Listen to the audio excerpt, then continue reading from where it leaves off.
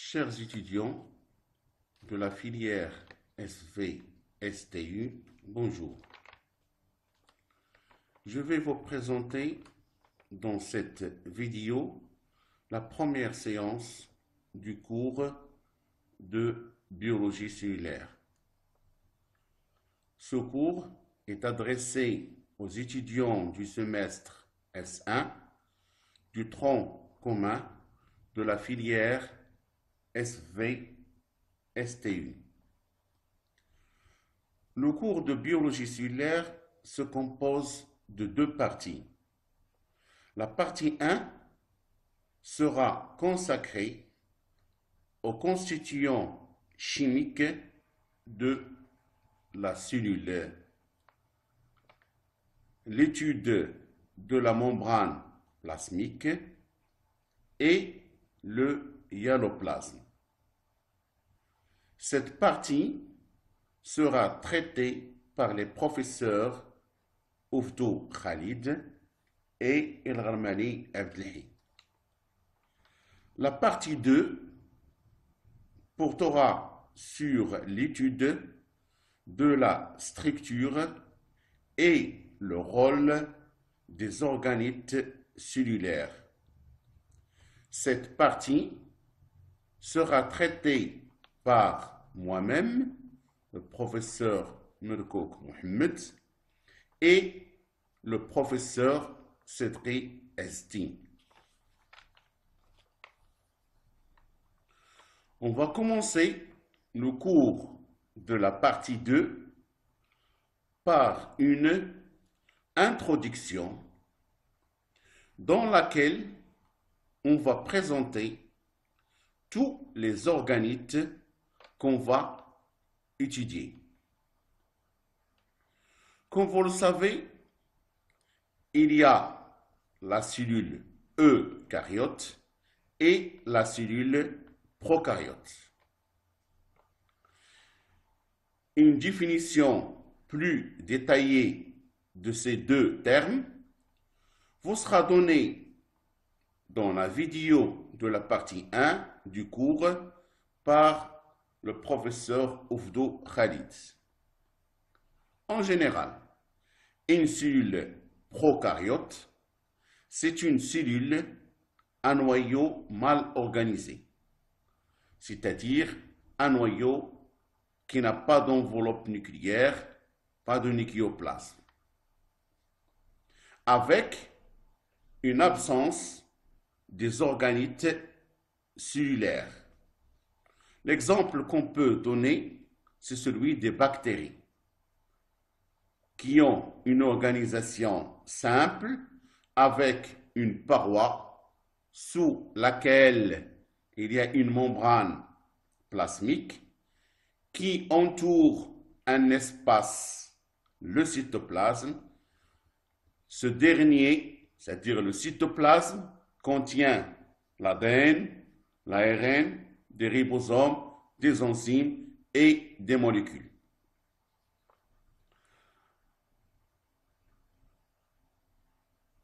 La cellule eucaryote, vous avez ici un schéma qui représente un exemple d'une cellule eucaryote. C'est une cellule végétale.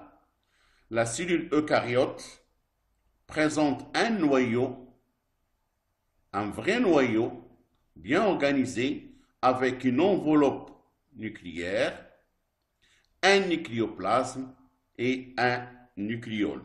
En plus, il contient dans le cytoplasme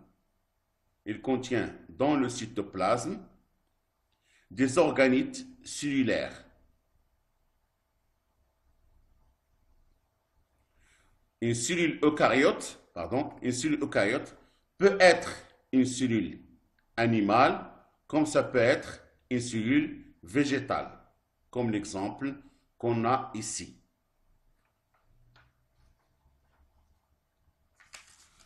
Alors, vous avez ici un schéma qui représente une cellule végétale. Donc, il a une forme géométrique caractéristique de la cellule végétale. Vous avez ici vers l'extérieur une paroi cellulosique. Sous la paroi cellulosique, vous avez une membrane plasmique. Cette membrane entoure un espace interne qui s'appelle le cytoplasme. Dans cet espace, nous avons un réseau endomembranaire. Endo, ça veut dire à l'intérieur. C'est-à-dire, il se trouve à l'intérieur de la cellule endomembranaire et ce réseau, ces structures sont entourées par une membrane. Donc, ces structures-là, c'est ce qu'on appelle les organites cellulaires. En conclusion, toutes les informations et les renseignements qu'on va présenter dans la partie 2 du cours de biologie cellulaire sur les organites concernent la cellule eucaryote.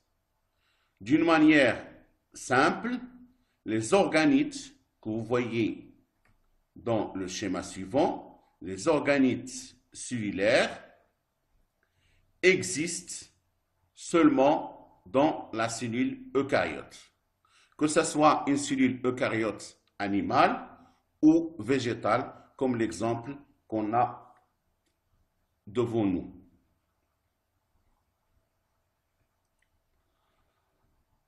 Donc, comme vous remarquez, le cytoplasme de la cellule eucaryote est subdivisé en un ensemble de compartiments membranaires. Là, c'est un compartiment, ici un autre compartiment, aussi le noyau. Donc, ces compartiments constituent ce qu'on appelle les organites cellulaires. Et ces compartiments, ils sont entourés par une membrane. C'est-à-dire qu'un organite cellulaire, c'est un espace entouré par une membrane et qu'on trouve à l'intérieur de la cellule.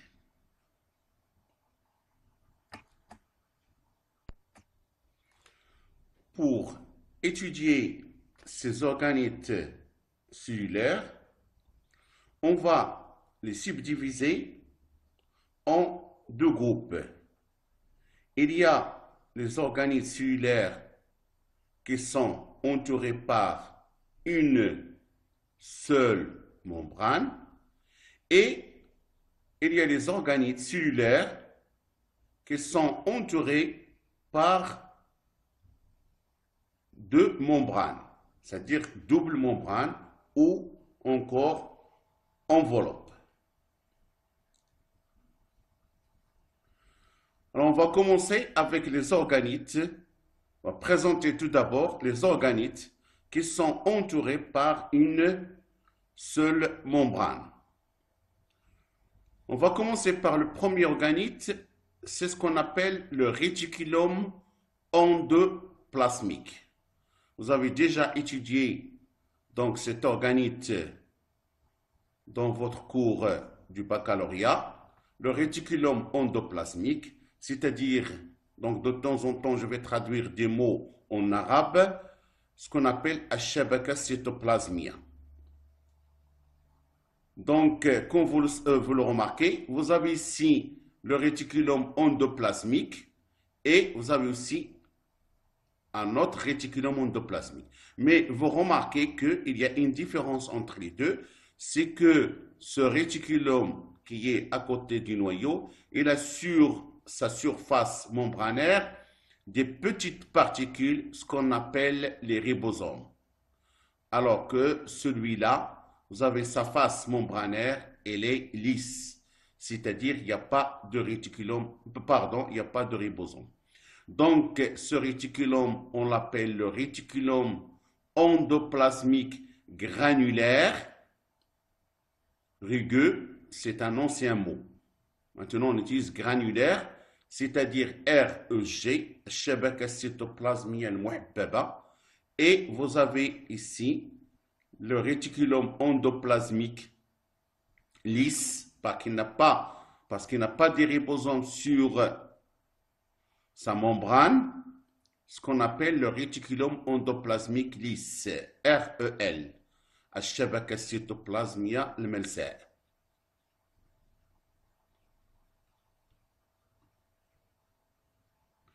Donc, le deuxième organite qu'on va voir, c'est l'appareil de Golgi. Ça, c'est l'appareil de Golgi.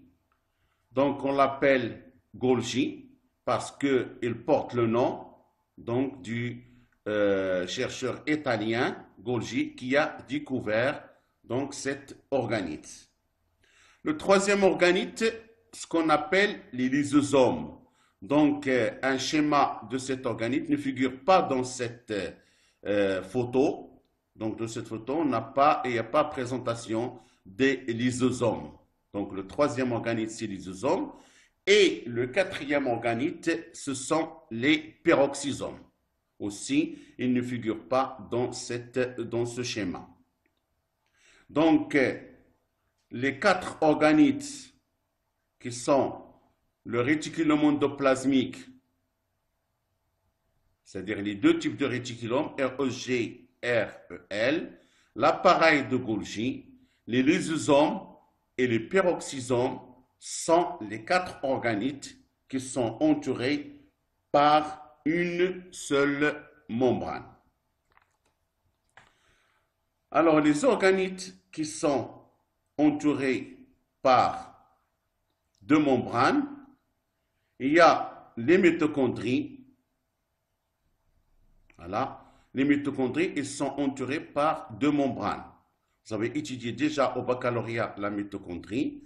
On vous a dit qu'il est entouré par une enveloppe mitochondriale. Lorsqu'on dit enveloppe, ça veut dire qu'il y a deux membranes. Il y a une enveloppe mitochondriale avec une membrane mitochondriale interne et une membrane mitochondriale externe. Le deuxième organite, et les caractéristiques de la cellule végétale ne figurent pas aussi ici, ce qu'on appelle les chloroplastes. Les chloroplastes, ce sont des organites qui sont caractéristiques de la cellule végétale, c'est-à-dire on ne les trouve pas dans la cellule animale. Les chloroplastes sont aussi entourés par une enveloppe de membrane, ce qu'on appelle l'enveloppe plastidiale. Le troisième organite, c'est le noyau. Qu'on voit ici, le noyau est entouré par une enveloppe nucléaire. On n'a pas dit membrane nucléaire, on a dit enveloppe nucléaire. Pourquoi? Parce qu'il y a deux membranes, une membrane interne, une membrane externe. Entre les deux, il y a un espace périnucléaire. Il est là. D'accord? Donc, le noyau aussi, parmi les organismes qui sont entourés par une double membrane. Donc, en résumé, les organismes qui sont entourés par une seule membrane, le réticulum endoplasmique, l'appareil de Golgi, les lysosomes et les peroxysomes. Les organismes qui sont entourés par une enveloppe, c'est-à-dire deux membranes, double membrane, la mitochondrie, le noyau et les chloroplastes. Alors, on va commencer par les organites qui sont entourés par une seule membrane. Et le premier qu'on a dit, c'est le réticulum endoplasmique. Le réticulum endoplasmique, son rôle, c'est la synthèse des protéines. Surtout, c'est le réticulum endoplasmique granulaire qui a ce rôle.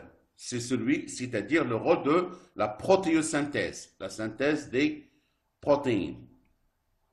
Pourquoi il a ce rôle? Parce qu'il a sur la face membranaire, sur sa membrane, on a dit qu'il y a des particules, des grosses particules qui sont les ribosomes. Et vous savez bien, vous l'avez déjà étudié au baccalauréat, que les ribosomes elles permettent la traduction de l'ARN messager et par la suite la synthèse protéique. Ça veut dire que ce réticulum endoplasmique granulaire, il va nous permettre la synthèse des protéines. Alors, il synthétise des protéines de deux types. Il y a ce qu'on appelle les protéines intrinsèques.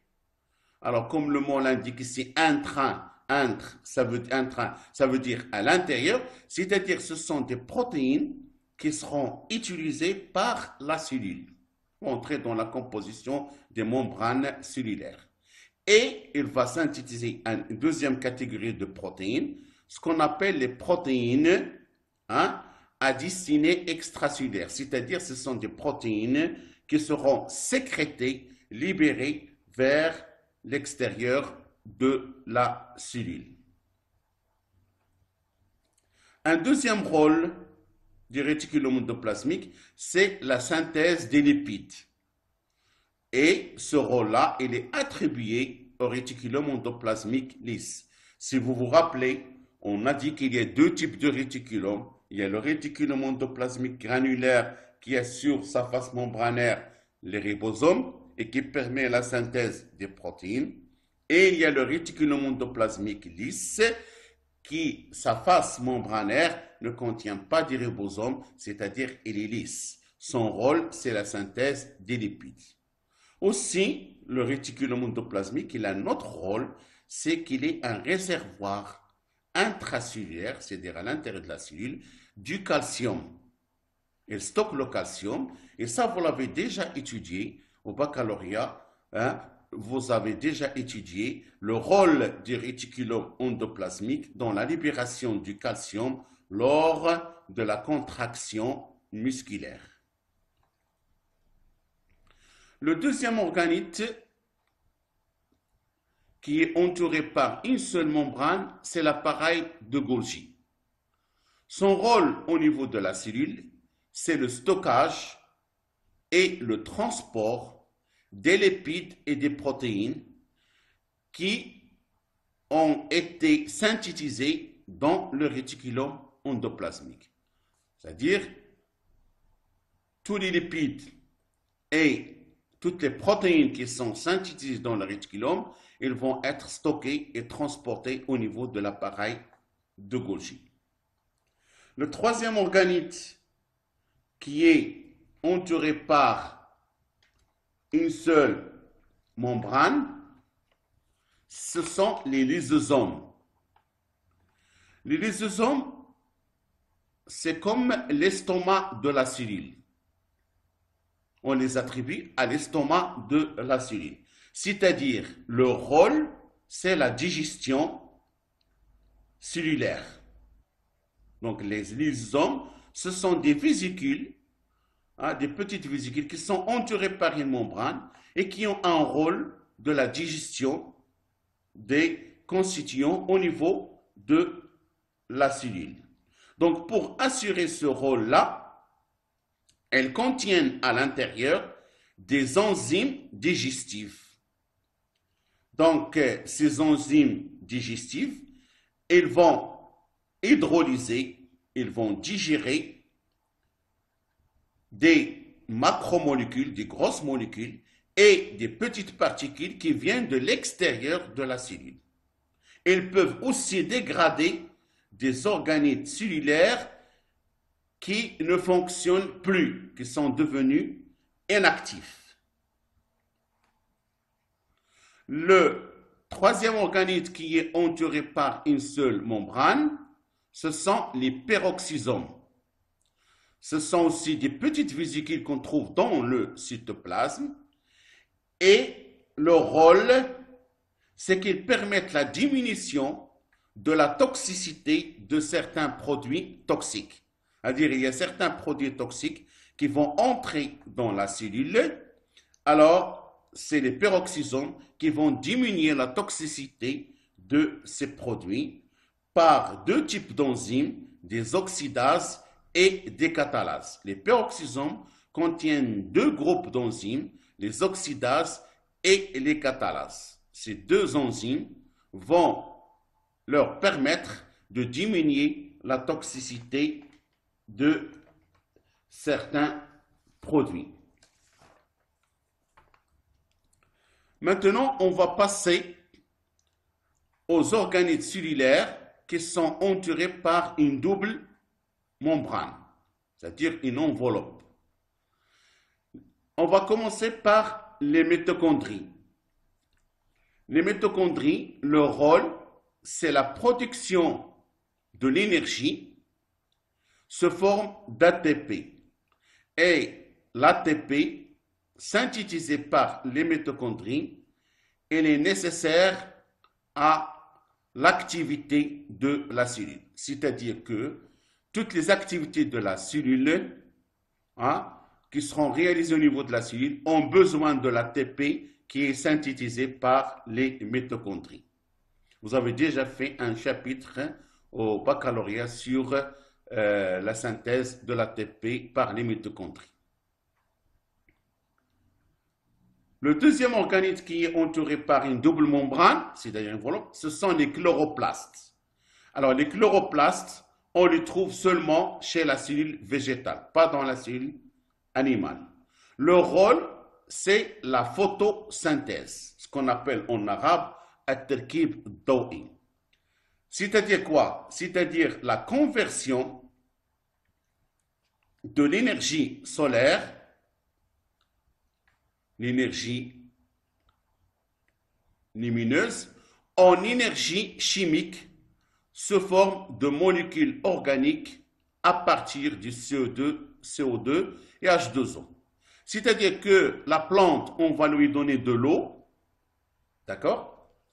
Et elle va utiliser l'énergie solaire avec aussi le CO2 pour à la fin nous donner des molécules riches en énergie, sont des molécules organiques comme les glucides et les protéines. Donc c'est ça la photosynthèse. Le dernier organite, c'est le noyau. Le noyau, il est entouré aussi par une double membrane, c'est une enveloppe nucléaire. Alors le noyau, c'est lui qui contrôle toutes les activités de la cellule. Et c'est le site de synthèse de l'ADN par la duplication, la réplication de l'ADN au cours de la mitose et aussi la synthèse de l'ARN par transcription. Donc, on vient de terminer la première séance de cours qui a été consacrée à une introduction, une présentation des organites qu'on va étudier dans la partie 2. Dans les prochains jours, vous aurez d'autres séances de cours et aussi vous aurez dans la plateforme de la faculté des sciences Simlalia, vous aurez le cours sous format PDF et probablement vous aurez aussi le cours sous format vidéo qu'on va essayer d'enregistrer dans l'amphi. Merci de votre attention et à la prochaine séance.